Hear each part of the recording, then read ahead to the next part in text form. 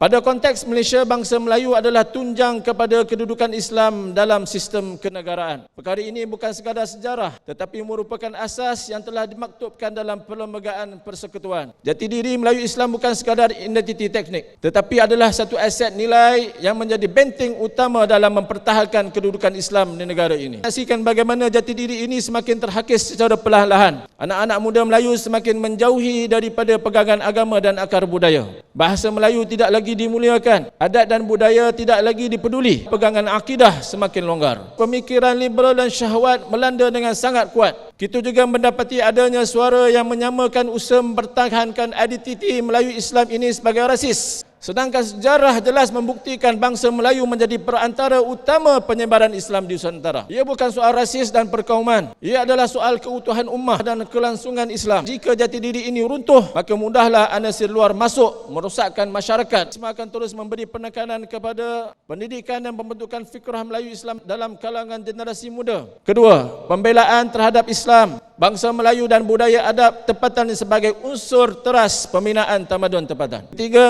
penyusunan naratif Melayu Islam sebagai teras untuk membangun negara unggul. Melayu Islam adalah perisai negara.